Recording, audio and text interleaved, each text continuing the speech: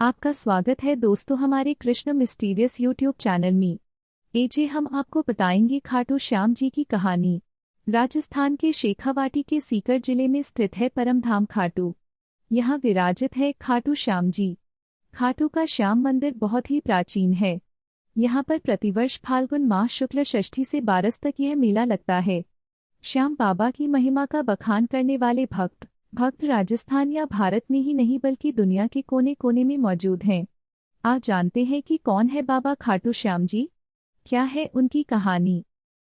कौन है खाटू श्याम जी? खाटू श्याम जी भगवान श्री कृष्ण के कलयुगी अवतार हैं। महाभारत के भीम के पुत्र घटोत्कच और घटोत्कच के पुत्र बर्बरिक थे। बर्बरिक को ही बाबा खाटू श्याम कहते हैं। इनकी माता का नाम हिडिंबा है। खाटू श्याम की कहानी। बर्बरिक दुनिया का सर्वश्रेष्ठ धनुर्धर थे। बर्बरीक के लिए 3 बाण ही काफी थे, जिसके बल पर वे कौरवों और पांडवों की पूरी सेना को समाप्त कर सकते थे। युद्ध के मैदान में भीम पौत्र बर्बरीक दोनों खेमों के मध्य बिंदु एक पीपल के वृक्ष के नीचे खड़े हो गए और यह घोषणा कर डाली कि मैं उस पक्ष की तरफ से लड़ूंगा जो हार रहा होगा। बर्बरीक की इस घोषणा से कृष्ण चिंतित हो गए। भीम के पौत्र बर्बरीक के समक्ष जब अर्जुन तथा भगवान श्री कृष्ण उसकी वीरता का चमत्कार देखने के लिए उपस्थित हुए, तब बर्बरीक ने अपनी वीरता का छोटा सा नमूना मात्र ही दिखाया। कृष्ण ने कहा कि यह जो वृक्ष है इसके सारे पत्तों को एक ही तीर से छेद दो तो मैं मान जाऊंगा।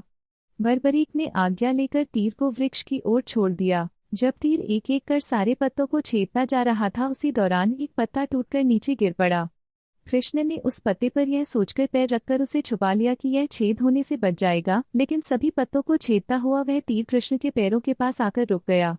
तब बर्बरीक ने कहा कि प्रभु, आपके पैर के नीचे एक पत्ता दबा है, कृपया पैर हटा लीजिए, क्योंकि मैंने तीर को सिर्फ पत्तों को छेदने की आज्ञा दे रखी है, आपके पैर को छेदने की नहीं। उसके इस चमत्कार को देखकर कृष्ण चिंतित हो गए।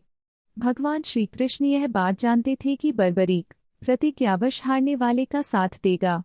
यदि कौरव हारते हुए नजर आए तो फिर पांडवों के लिए संकट खड़ा हो जाएगा, और यदि जब पांडव बर्बरीक के सामने हारते नजर आए तो फिर वह पांडवों का साथ देगा।